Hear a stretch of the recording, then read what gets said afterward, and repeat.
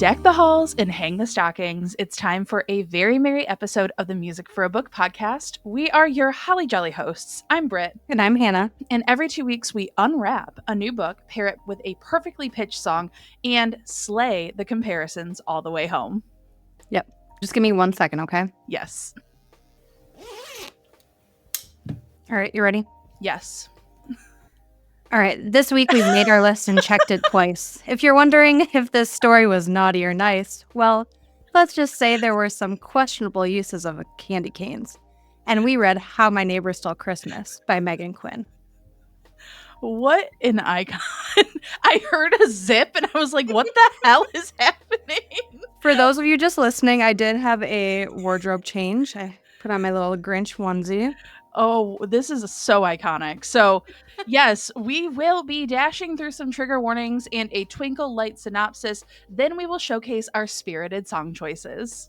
Yep. And after that, we're moving into what we like to call spoiler territory. So if you haven't read the book and don't want any spoilers in your stocking or surprises under the tree, you should pause, come back once you've caught up on the very merry fun.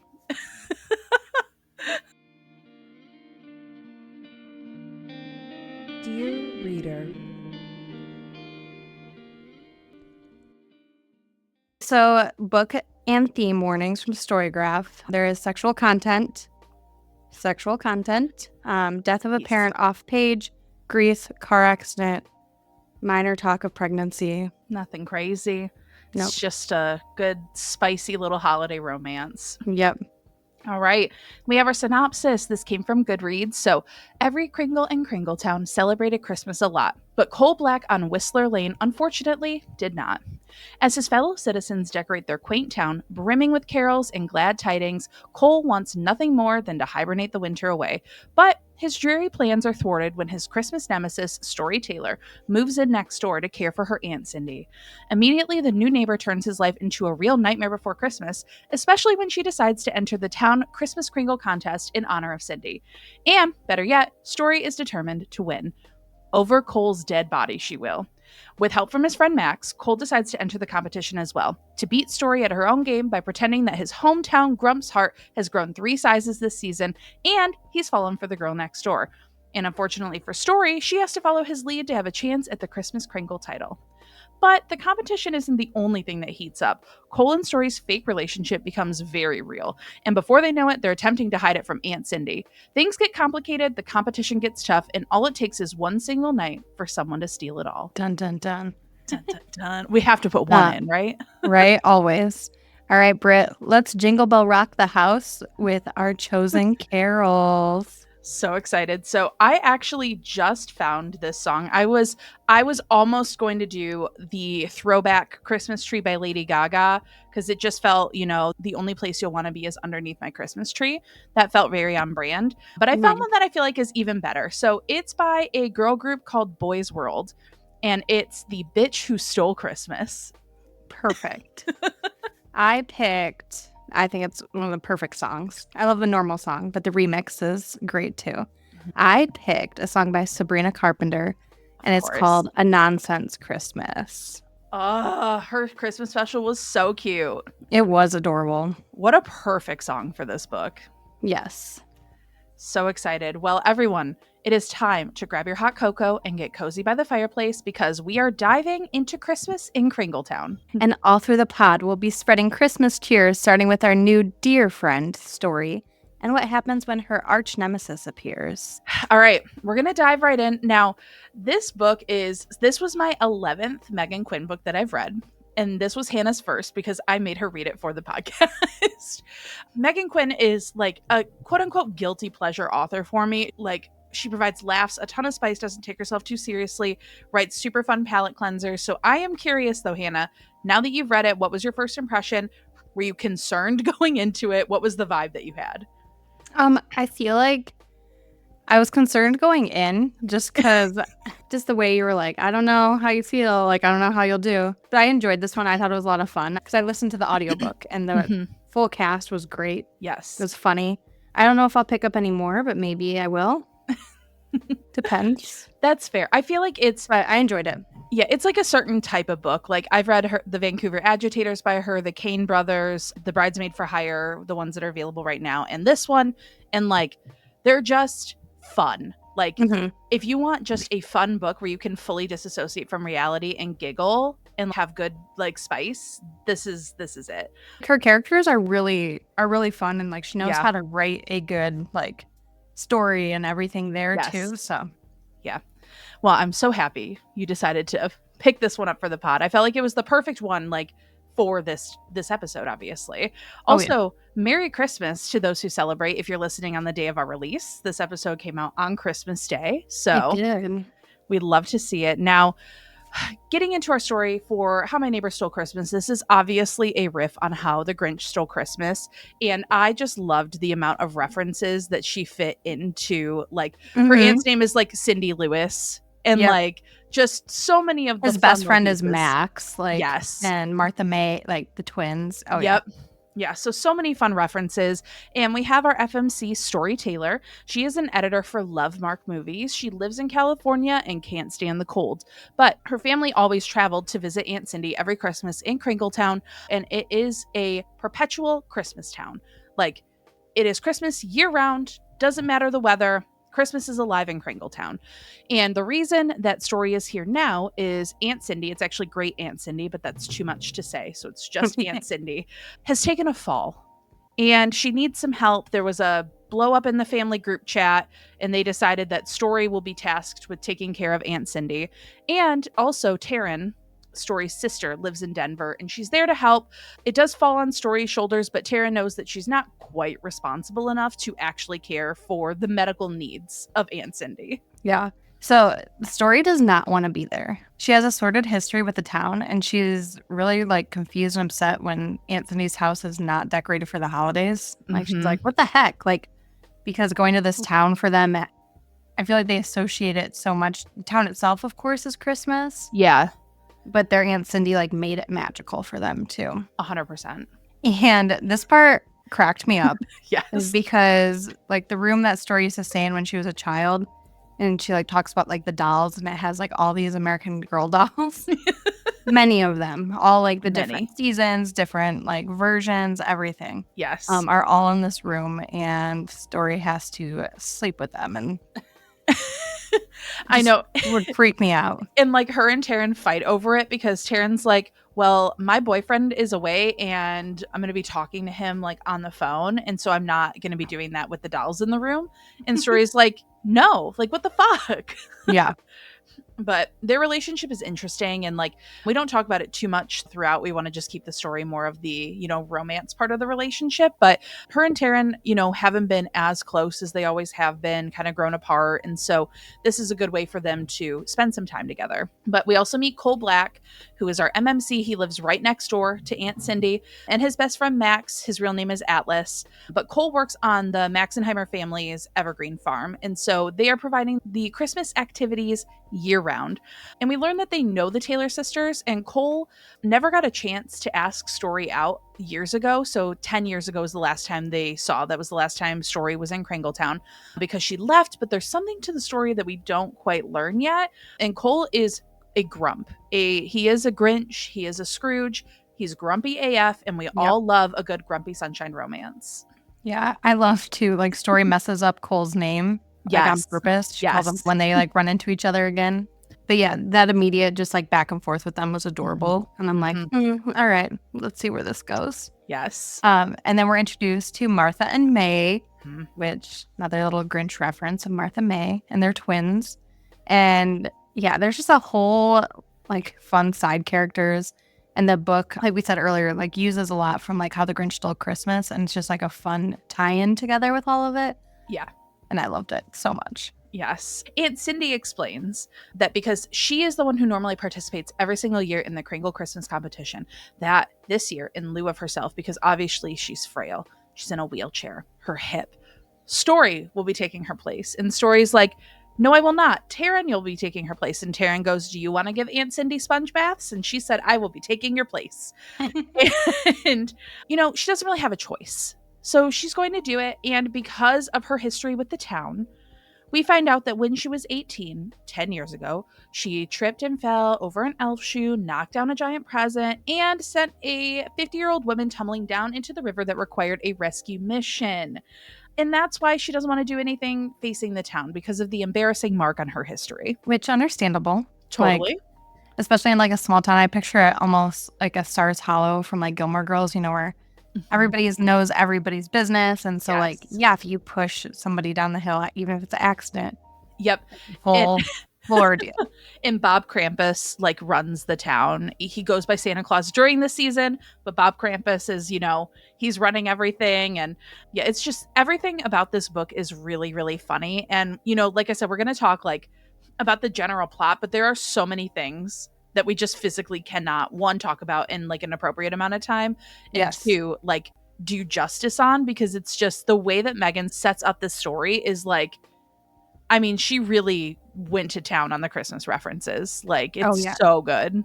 And so we have this narrator throughout that pops in and out. Mm-hmm. And he like interacts with the characters, which I think is funny. Yeah. Like, and in that one scene early on, he's like arguing with Cole and he calls him Connor. And Cole's like, that's not my name, dude. He's like, well, it rhymed with honor, so it works. Because like the narrator rhymes. Yes. It's very Dr. Seuss like. It's adorable. Yes. And so our boy Cole decides to enter the contest because Storee did. Yeah. And he thinks that she doesn't deserve to win since she hates the town and everything it stands for. Cole and his buddy Max devise a plan to secure the victory, especially because they just know that everyone in the Kringletown and the judges, they know what they're looking for. Like, they grew up here. Like, that's their town. And they just are ready to go. Like we said, Storee does not want to enter, but Aunt Cindy convinces her that she just needs to get over her fears, dive feet first, and just go all in for this competition and just to gain more life and have that quality. Yes. And so they announce the Christmas Kringle competitors and they run through all of the rules. And we immediately feel this rivalry between Storee and Cole, especially after they get the rules. They have to wear like these sashes in public and in town at all times. It's so funny. And he walks her home after they like get the initial rules. And you can feel this like intense loathing / hatred that they have. But the first competition that they have is an eggnog recipe. So they're testing them. And Aunt Cindy nearly takes Storee out with the amount of ginger she tells her to put into this eggnog recipe. And Cole and Max try and stick to tradition. They end up making something a little more tried and true.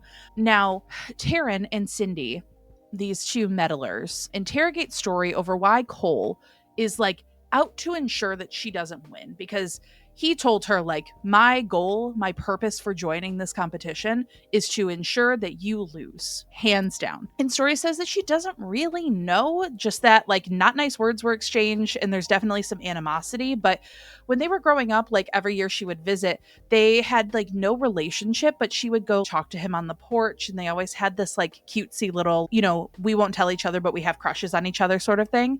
And we find out Aunt Cindy does tell her that Cole's parents did pass 10 years earlier, and Storee did not know up until this point. Yeah. So Storee and Taryn take the path that they just laid on thick, that Cindy is broken and battered, and they just like make her look practically like on her deathbed in her wheelchair to gain sympathy for this eggnog tasting.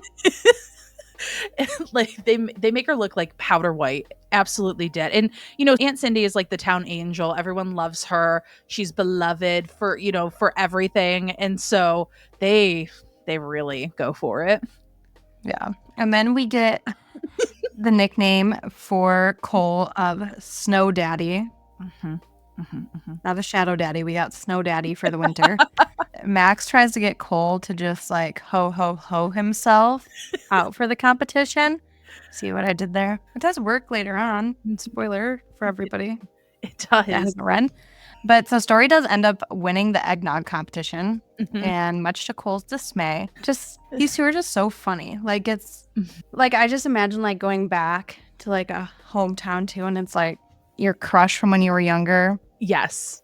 And they're in a competition with each other. It's just perfect setup for like friends to lovers, enemies to lovers. Like it's such a cute situation. It was like their holiday like Hallmark banter was turned up to like a 10. It was take the like traditional things that we love about a Hallmark movie and add Meghan Quinn's like humor to them. And she goes there, like all of her jokes, everything like that. She like toes the line of being inappropriate, but she does it in a way, the way that she like delivers the banter is one of my favorite things that she does, because I giggle every time. I'm like, I would never in a million years say this in real life, but in my book right now, I'm giggling. Yep, agreed. And Aunt Cindy is like all about this competition. Like she is basically the FBI with tracking the competition down to like the points, the prep, right? Everything to really get Storee prepared to destroy everybody. Mm-hmm. So the next one is an upcycling challenge. And the town has become quite sustainable. So they like have this, competition to see who can reuse as much as they can, which is kind of cool. Yeah. We do learn too that Cole in his house, he hasn't changed a single thing since his parents have passed. And so he keeps that kind of near and dear to him. But Max and Cole are prepping for the upcycling challenge. And here's the thing, it's live action on stage. They must perform something.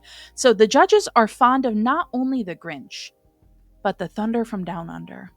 And if you guys know, it's like the Australian version of Chippendales. And you know what that means. So Storee wheels up Aunt Cindy, performs a moving song together on stage. She's like holding her hand through a window. They make Cindy look very frail again. However, Cole and Max do then arrive in short shorts, lederhosen. Cole is green and he's shirtless. They are definitely showing off their jingle bells all over that stage. And he ends the performance with a thrust into the crowd. And all of the old women in town nearly faint on impact.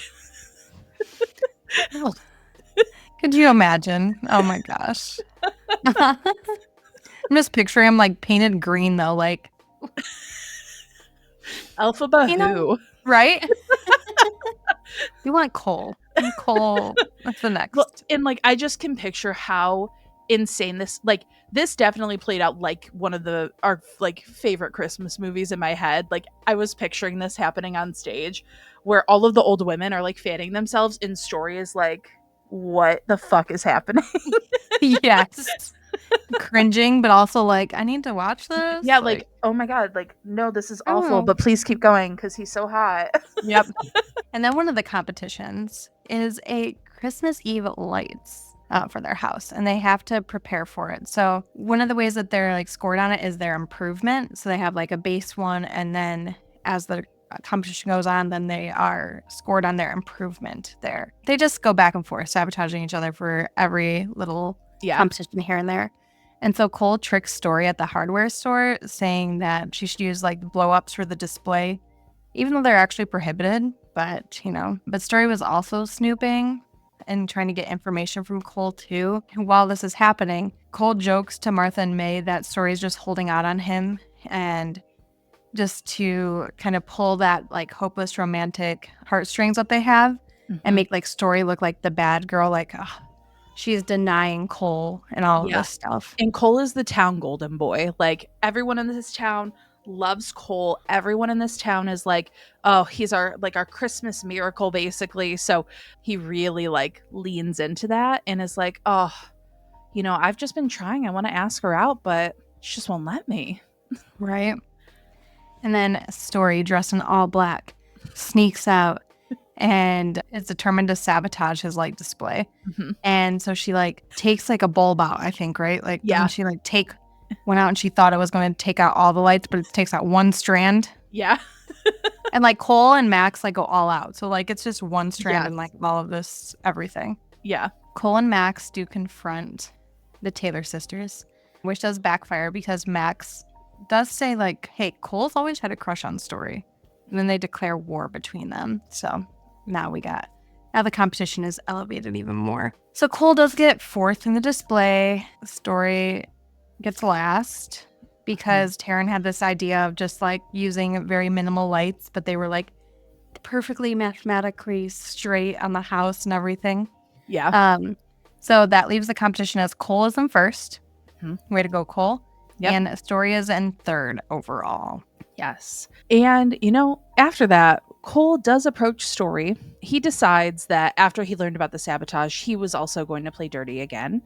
And he publicly declares his crush and intention to take her on a date to gain romantic sympathy, and claims that he's the one who actually undid a strand of his own lights in order to help them, because, he just knew how much she was stressed about it and how self-conscious she was about the lights. In a turn of events, Storee actually agrees to the date because she doesn't want to, in public, turn down the town's golden boy, which then turns into one of mine and Hannah's favorite tropes, a good old fake dating trope. Yeah, this one was so fun because it was fake dating, but real dating, but fake dating, but real dating, but fake dating. Yes, it was so funny. Yeah, and so they go on a fake date, and Taryn, Storee's sister, is like, this is a bad idea. Mm-hmm. That does come back, that little tidbit that, Taryn does not approve of this fake dating.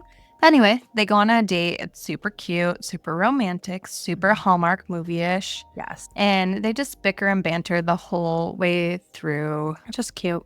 Yeah. But Cole is holding on to like a piece of himself that like he hasn't opened up the Storee about. So Storee does bring up his parents and he kind of like freezes and shuts down. Then they get caught under the mistletoe. The mistletoe. Ooh la la. Mm-hmm. And they kiss.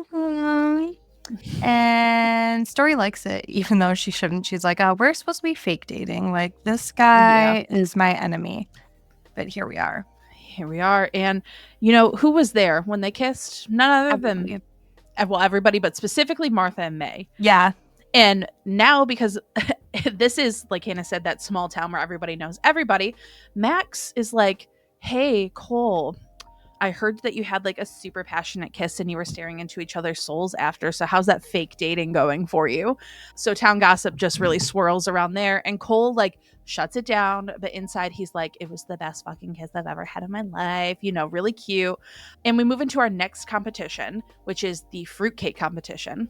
And Cole gets third place. Storee gets first because Storee uses Aunt Cindy's tried and true fruitcake recipe, which has mashed potatoes in it. I don't know if you remember that little piece. Yeah. But I was like, do we have that like recipe in there? I think it's like chapter 17, I'm pretty sure. Did they put it in there though? I'm looking. Probably not. Meghan Quinn, if you hear this, I want to know. Is that like a true family recipe? Yeah, I can't remember because there were. But we'll get back to it.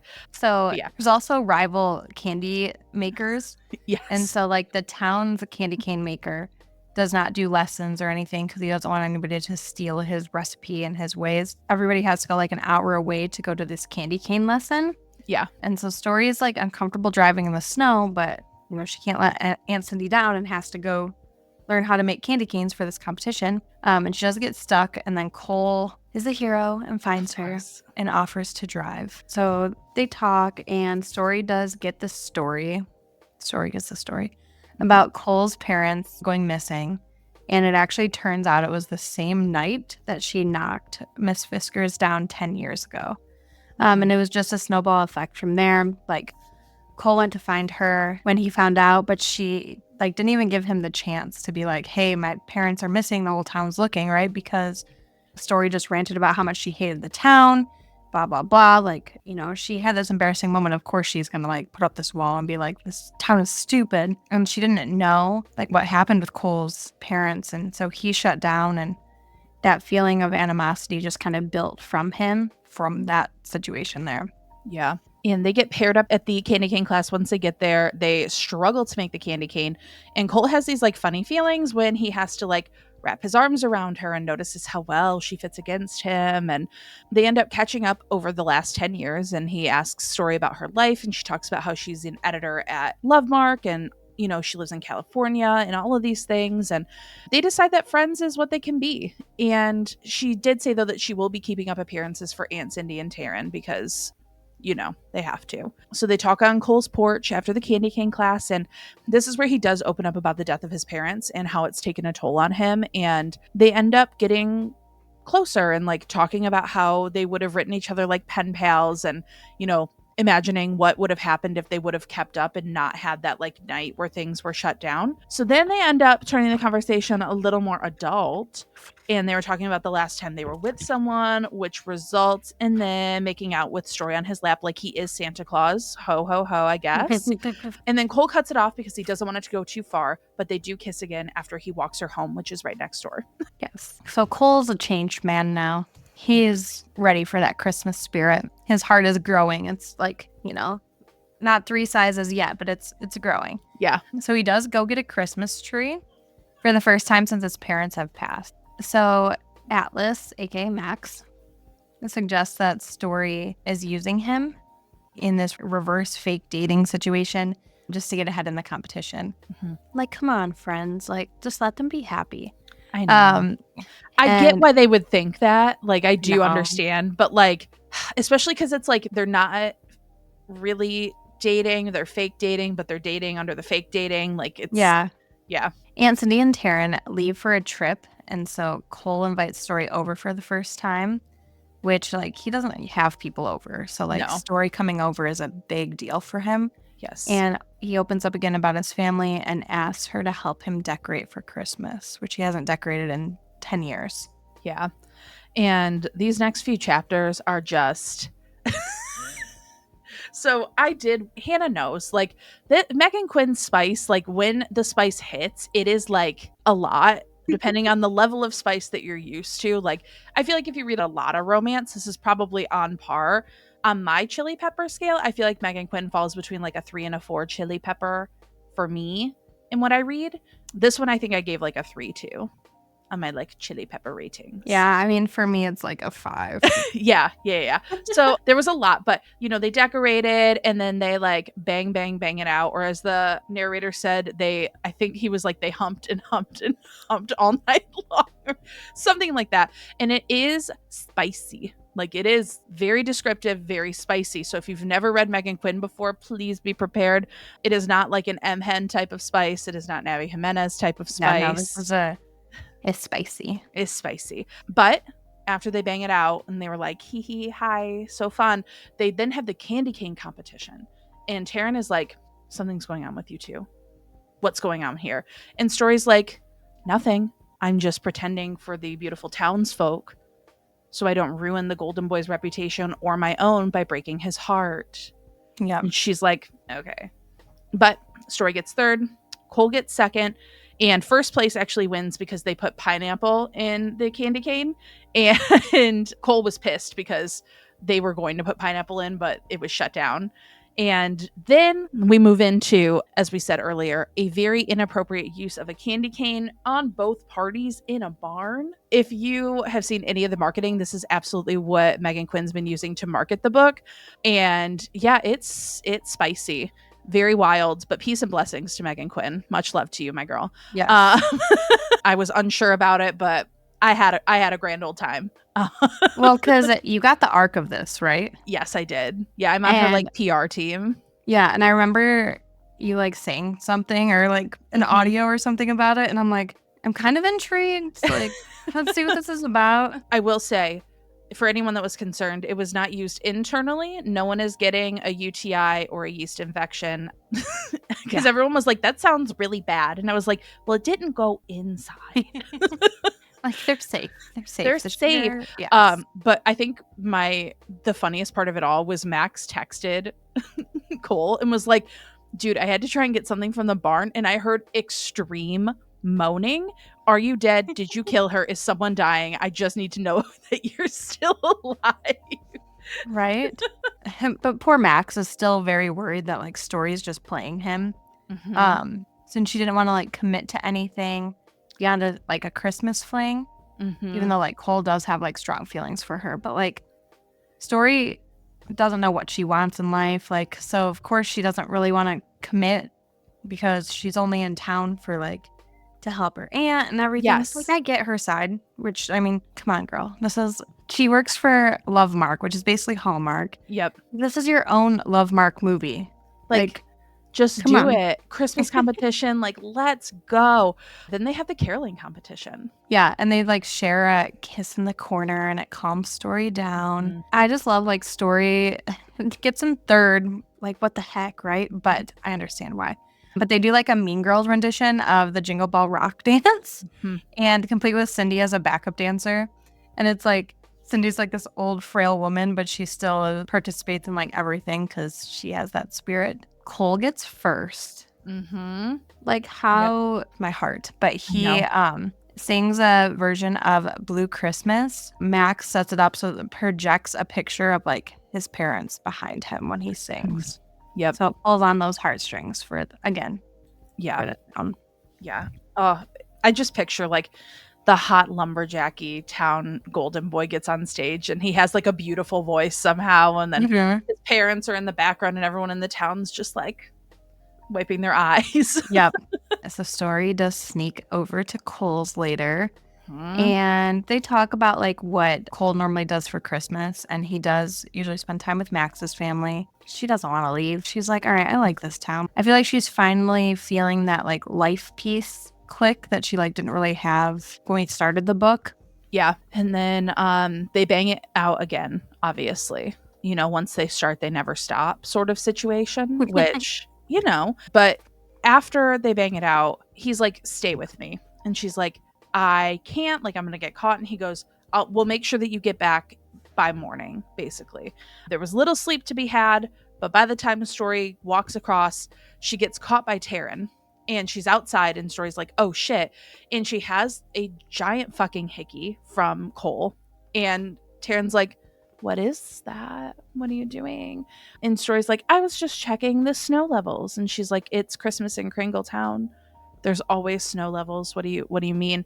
And what is that on your neck? And she's like, I fell and I did this, and like plays it off, but you can tell Taryn's like a little side eye at her. But she goes shopping with Cole, and what's nice about their fake dating cover up is that they are required to be seen in public and go on dates to be part of their fake dating ploy.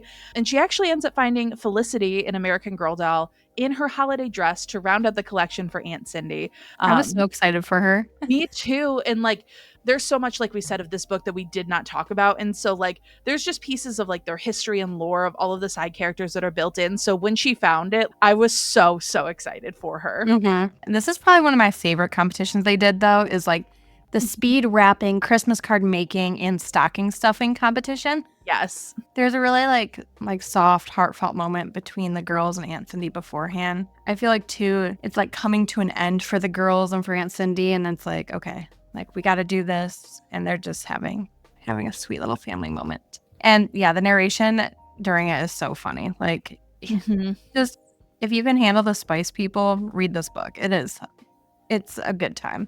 Yeah. Storee ends up getting third, and Cole gets second, but like Storee's impressed because she's like, what the heck, Cole? Like, Yeah. you can make a card like they feel like they're sewing the stockings and shit. Like, and Cole just impresses her. And I mean, I was impressed. I was like, dang, okay. Me too. They said that like him and Max help out on the farm for like certain things.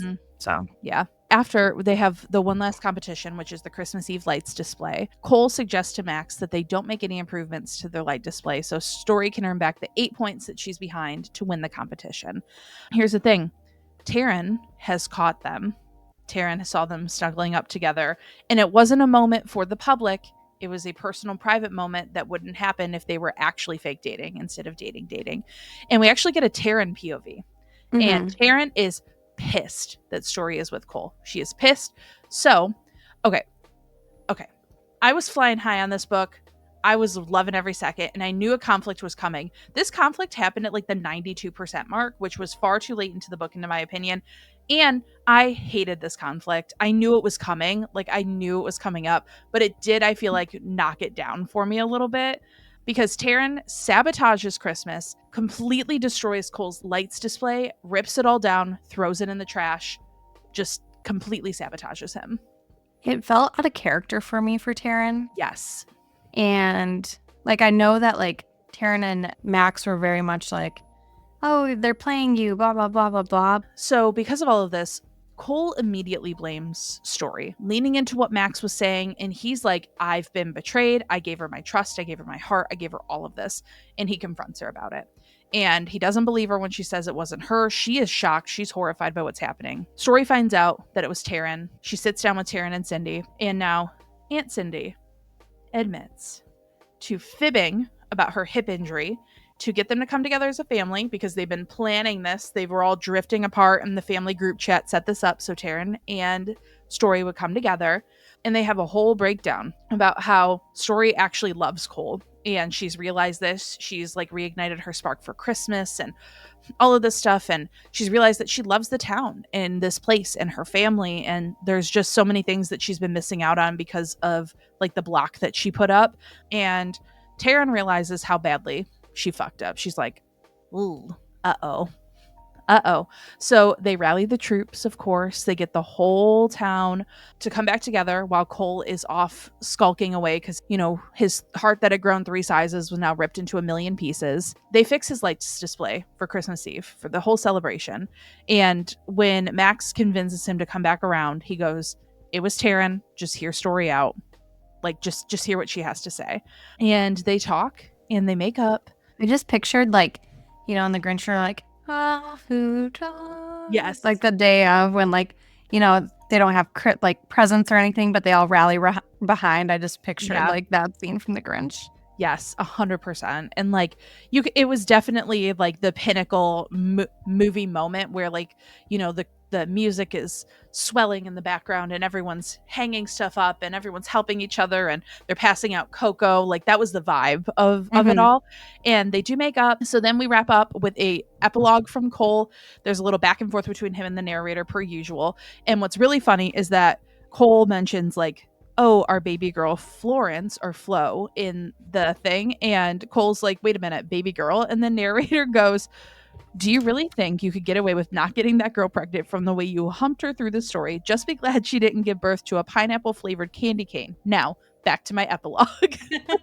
And like, if there's going to be pregnancy, that's the way to do it. But they are getting married on Christmas Eve, and there's another competition who entered, and Atlas entered the competition, and also Dwight. And Atlas says it's going to be a real sausage show between them. It ends with just saying, like, we all know Max doesn't have a problem with showing up on stage wearing shorts 2 sizes too small. So that was How My Neighbor Stole Christmas by Meghan Quinn. What a hilarious little holly jolly little ride. Wow, what a journey. I'm I had a feeling this was going to be like a 5 chili pepper spice book for you. So sorry. I mean, it's not that I like don't mind reading it, just I don't read them. Like, yeah. It's just so it's like a shock to the system sort of thing. Yeah. It's like, what? This is not like a little Abby Jimenez romance. Yeah, it's a lot, but they're fun. All right, so we're going to talk about our song choices. What do we call them? I forgot our fun little stuff. Carols, our chosen carols. Our chosen carols. We're going to rock around the Christmas tree with our chosen carols. And the song that I picked was The Bitch Who Stole Christmas by Boys World. I thought it was perfect. And it says, see you staring at my red dress, take my scarf off and kiss my neck. I didn't make Santa's nice list. I'm full of surprises, so come home with me this Christmas. Definitely like a saucy song. And it says, let's see where it goes. Light up a candle, make love in the snow. No one will know. After we're done, we can go home. Same thing next year. And like just the vibe of them really dating under the guise of fake dating and then hiding it from everyone. I felt like it was perfect. Presents, reindeer, carol singing, jingle bells are ringing, but I'm no angel, a little too playful. I just like, there's not much to this song. I'm just basically going to read the lyrics because you guys will get it. We picked these songs for like the vibes. You want me, unfortunately, but your mom don't want me. R.I.P. Cole's mom, on your wish list, but baby, I'm the bitch who stole Christmas. Come meet me by the fireside. Promise it won't be a silent night. Let's go and have some fun. Tiptoeing around until December's done. We're nowhere to be found. The way that they were just hiding from everyone, they definitely did it in front of a fireplace and a Christmas tree. Let's see where it goes. Light up a candle, make love in the snow. It repeats that. And then it says, because baby, I'm the bitch who stole Christmas. And it ends with, don't have to be traditional. We've got a better ritual. Blame it on me. I can be the bitch who stole Christmas. And yeah, it was just like a super kitschy Christmas song that I thought fit the vibes perfectly. So I had to pick it. No, it is. It's perfect. So for my song, I picked A Nonsense Christmas by Sabrina Carpenter. I mean, the whole song, it fits the vibe. It's perfect. Yeah. But some of the lyrics that like stood out are, boy, I've been a bad girl. I guess I'm getting coal. And I just thought it was fun because it like plays on coal. Coal. Anyway. But like, I mean, there's so many lines here. I feel like if Meghan Quinn was a singer, like this would be the lyrics. Like because the nonsense outros and Meghan Quinn go hand in hand. Yes. Yeah. But like, so some of the lyrics are like, you're on my wish list. Looking at you got me thinking Christmas. Snowflakes in my stomach when we're kissing. Like the chorus is, I'm talking decking all the halls. I'm talking spike and eggnog. I'm talking opposite of small. I'm talking big snowballs. And it's just like, it's just the book in a song. I caught that holiday glee. My true love gave it to me. And that's when we get deep because it's like, okay, Storee got that holiday glee. Yes. Who gave it to her? Her true love. Cool. Yep. Yeah, it's like a great song. You should listen to it. Iconic. And then it ends with like, so if you follow Sabrina Carpenter, she, not this tour that she does now, not her short and sweet tour, but the tour before, she would always do a different nonsense outro for every city. Yep. So the nonsense outro is like, iconic. Yeah. She did it on the Eras tour too. Every Eras tour stop that she opened on, she did a different nonsense outro. Yeah, it's so fun. But so this one I think is funny, so I have to read it. It's, look at all those presents. That's such a big sack. Boy, that package is too big to gift wrap. Woke up this morning, thought I'd write a Chris smash. How quickly can you build a snowman? Think fast. And in like the video, he like throws a snowball, but like, it's cute. So fun. Yeah, that song is just story. It just works. The perfect song for this story. 100%. Yes, I love it. Two very on-brand Christmas songs, had to do it. Yeah, I had a feeling you were going to pick that one, especially because we just watched the Christmas special. So, like, I found another one. I was thinking the Lady Gaga one, but I listened to it again. I like the one you found, though. Yeah. Yeah, I was like, I listened to it again, and, like, the vibe of the song is just, like, so the era that it came out in. And I was like, I don't want this. Yeah. But now we're going to talk about our final book ratings. So, if you're new here, we rate into the moon into Saturn. I rate in moons, Hannah rates in Saturns, because we just feel like the star scale doesn't necessarily encompass everything. Now, this is where my rating scale turns into vibes and vibes alone, because like I rate a Meghan Quinn romance different than I rate a thriller or a fantasy, or honestly, even like an Abby Jimenez romance, because I just know that like what I'm getting is inherently different. And so like knowing what I'm getting, what I'm walking into, how much should I enjoy that on a scale that I would compare that kind of stuff to, then I would I rate like Abby Jimenez, Emily Henry, Tara DeWitt, those kind of romances in like their own section. This is my fun romance section. So I'm giving this 4 moons. It's what I originally gave it when I read the arc of it back in October. And I just had a blast with this. It was a fun little holiday. No, I almost said novella. This was far from a novella. This is not a novella. Okay. Far from this. She's chunky, okay? She's thick. But yeah, I give it 4 moons. I just think it's hilarious. It's fun. The conflict at the end was really what drove me insane. Yeah. I am going to give it 3.5 Saturns, which I enjoyed this one. I feel like I would read it again, even, especially like with the full cast and audiobook. Yeah. But not quite 4 because the conflict and just a couple other things, but definitely like a solid 3.5 Saturns. That is amazing, because when I first was like, hey, we should rate a Meghan Quinn, I was like, she's going to give this 2, and I'm going to be like a 4 or 5, and it's just going to be like our most polar opposite rating ever. So I'm glad that you did actually enjoy it. I did. Yeah. Beautiful. So that was our Christmas episode, How My Neighbor Stole Christmas. Now, here's the thing.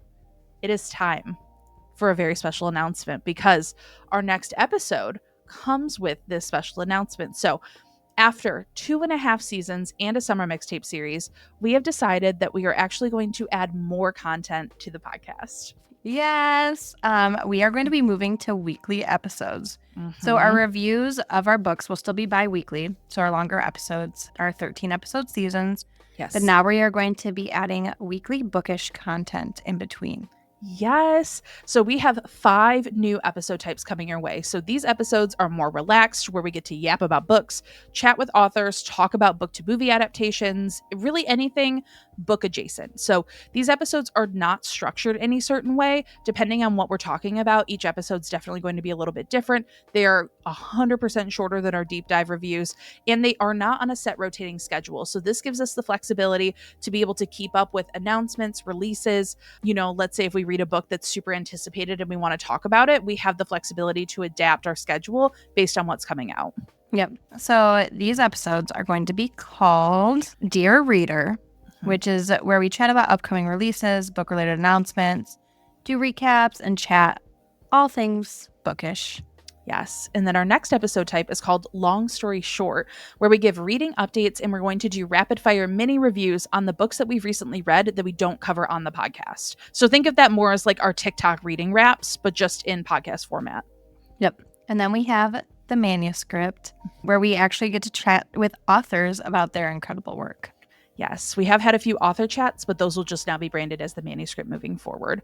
This one, I think that we're probably most excited for, and I hope that we get to do a few of them. But this one's called Look What You Made Me Read. And these are mini review episodes about books that we've been recommended by listeners and friends that we will not be doing a deep dive of on the podcast, but it would be a dedicated episode to just 1 or 2 of the recommended books.